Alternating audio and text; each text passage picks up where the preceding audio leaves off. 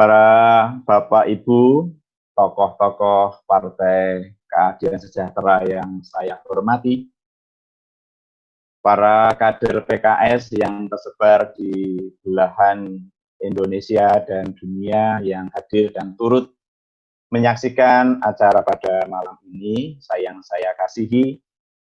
Saya mengucapkan terima kasih atas kesempatan yang diberikan kepada kami untuk turut hadir dalam acara tasyakuran Partai PKS dalam rangka memperingati Hari Kemerdekaan Bangsa Indonesia yang ke-75.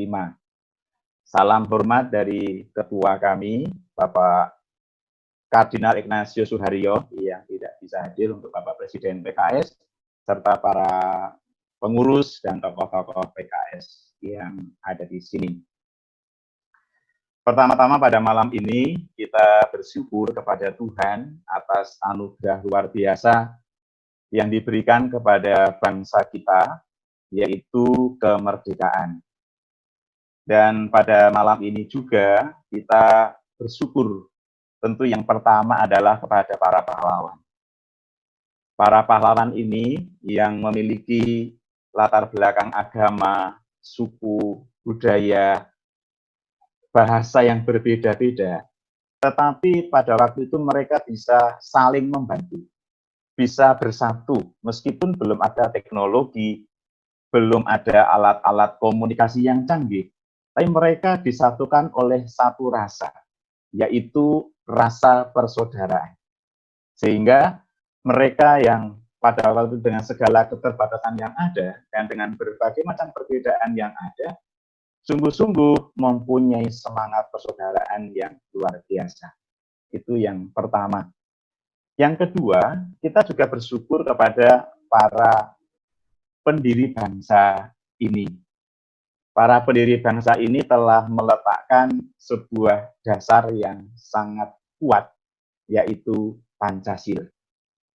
Karena Pancasila ini pula lah, maka kita bisa bertahan selama 75 tahun Indonesia merdeka, meskipun selama waktu itu bangsa kita juga menghadapi berbagai macam gangguan, godaan, tantangan, perpecahan, pemberontakan.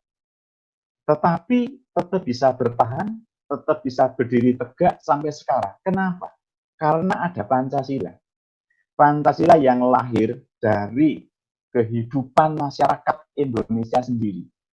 Bahkan Soekarno waktu itu ketika pidato 1 Juni 45 menyebut satu kata yang betul-betul memang asli kata Indonesia, gotong royong.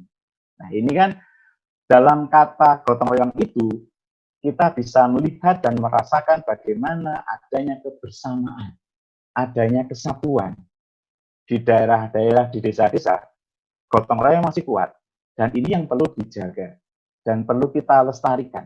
Dan pada malam ini kita syukuri, karena ini semua lahir dari para pendiri bangsa kita. Nah, dalam suasana syukur itu pula, pada malam ini kita memang diajak dalam konteks memperingati ulang tahun 75 kemerdekaan, kita diajak untuk mempererat persaudaraan di antara kita. Lebih-lebih, saat ini kita sedang menghadapi pandemi COVID-19 yang telah meluluh lantakkan segala dimensi kehidupan kita. Maka pada malam ini juga baik kalau kita juga mengenang dan berdoa untuk para pahlawan kesehatan kita. Para dokter, para perawat, para bidan, yang betul-betul telah mengorbankan dirinya, mengorbankan nyawanya, untuk membantu dan menyelamatkan kehidupan sesamanya. Mereka adalah pahlawan-pahlawan yang sangat nyata selama beberapa bulan ini. Kita berdoa semoga keluarganya juga yang tentu kehilangan mendapatkan kekuatan, mendapatkan semangat, karena rasa hormat kita dan rasa cinta kita kepada mereka itu. Nah, dalam upaya mengisi kemerdekaan, seperti yang saya katakan tadi, kita diajak untuk terus-menerus merekatkan rasa persaudaraan terus mempererat dan merajut rasa kebangsaan. Nah, bagaimana hal itu bisa kita lakukan? Sekurang-kurangnya saya ingin menawarkan beberapa hal. Yang pertama, saat ini kita diajak untuk terus menghidupi yang namanya persaudaraan dalam perbedaan, kebersamaan dalam keberagaman.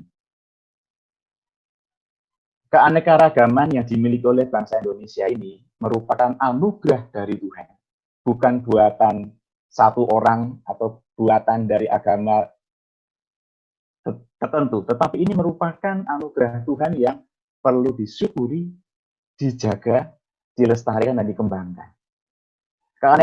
Keanekaragaman ini mendorong kita untuk semakin mampu mendekatkan diri satu dengan yang lain. Adanya perbedaan mengajak kita untuk saling belajar, untuk saling mengerti, untuk saling memahami satu dengan yang lain. Dan inilah sebenarnya yang sangat dibutuhkan ketika kita harus mengisi kemerdekaan pada saat ini. Yang kedua, rasa persaudaraan itu kemudian akan mengajak kita untuk melangkahkan kaki. Artinya apa? Artinya adalah kita diajak untuk melakukan aksi-aksi nyata. Apalagi dalam masa pandemi COVID-19 ini, kita semua adalah korban dengan segala bentuk yang berbeda. Kita semua bekerja tidak bisa maksimal, kita korban. Ada teman-teman kita yang penghasilan harian, bulanan, itu juga berkurang. Bahkan banyak teman-teman kita yang kehilangan pekerjaan. Seluruh masyarakat Indonesia tanpa kecuali menjadi korban dari COVID-19 ini. Nah, karena kita merasa sebagai satu korban, maka sudah selayaknya kita ini punya rasa solidaritas. Saling membantu, saling menolong, saling peduli satu dengan yang lain. Meskipun badan kita, fisik kita harus berjarak karena harus jaga jarak. Tetapi rasa solidaritas itu tidak boleh berjarak, bahkan harus lintas batas. Kasih tidak boleh berhenti untuk kelompok kita, tetapi harus meluas ke kelompok lain. Karena itu adalah bagian dari cara kita mengisi kemerdekaan. Dan kalau ini yang terus kita gemakan, terus kita upayakan, menurut saya kita akan mampu menjadi tidak hanya bangsa yang kuat, tapi bangsa yang mampu menemukan jalan-jalan untuk bisa keluar dari genggaman pandemi COVID-19 ini. Itu yang kedua. Yang ketiga, persaudaraan dalam perbedaan atau kebersamaan dalam keberagaman ini hendaknya kita pupuk, menurut kami, itu kita pupuk di dalam cara kita beragama. Mengapa saya katakan demikian? Karena agama ini kan sebenarnya merupakan ladang yang sangat subur untuk menyemai, menumbuhkan yang namanya benih-benih kemanusiaan. Agama adalah tempat di mana kita menyuburkan nilai-nilai keimanan, sekaligus juga nilai-nilai etika, nilai-nilai moral yang sangat berguna, yang sangat penting untuk menjadi pemandu bagi kehidupan kita. Kami meyakini bahwa agama dan nasionalisme itu tidak bertentangan.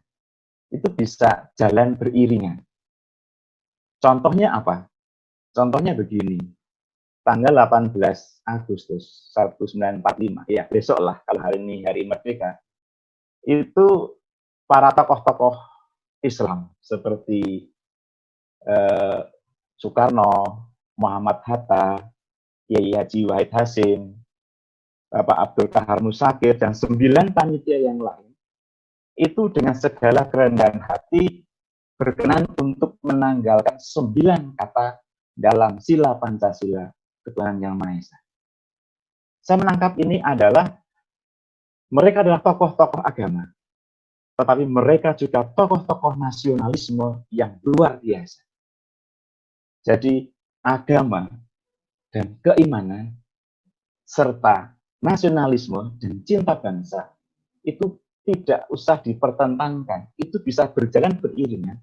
Bahkan agama bisa menjadi pencerah, menjadi inspirasi, menjadi kekuatan bagi kita untuk hidup berbangsa. Di agama kami, Katolik, itu juga ada satu tokoh, kalau saya boleh berbagi sedikit, yaitu Monsinyur Albertus Sugio Pranoto. Beliau mengatakan pada sekitar tahun 50-an, menjadi orang Katolik yang 100%, tetapi juga menjadi orang Indonesia 100%. Jadi saya ingin mengatakan bahwa ya kalau kita menjadi orang Katolik di Indonesia, ya kita harus mencintai bangsa Indonesia, menjadi orang Indonesia, hidup dengan budaya Indonesia, bergaul dengan masyarakat Indonesia. Yang keempat atau yang terakhir, rasanya menjadi penting untuk saat ini kita turut bersama-sama menanamkan rasa nasionalisme sekaligus juga cinta agama yang serasi, yang seimbang ini dalam dunia pendidikan kita.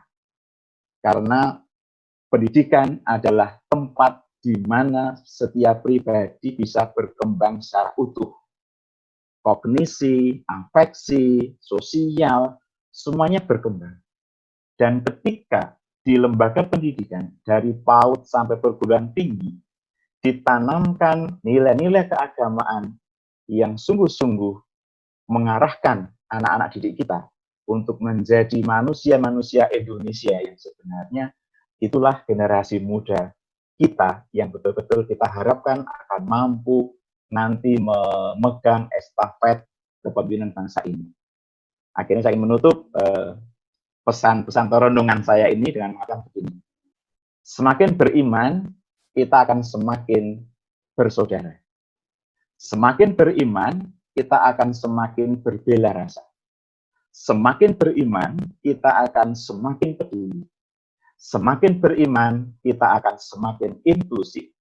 Dan itulah cara kita saat ini untuk mengisi kemerdekaan. Demikianlah beberapa hal yang boleh saya sampaikan. Lebih kurangnya minta maaf dan selamat malam.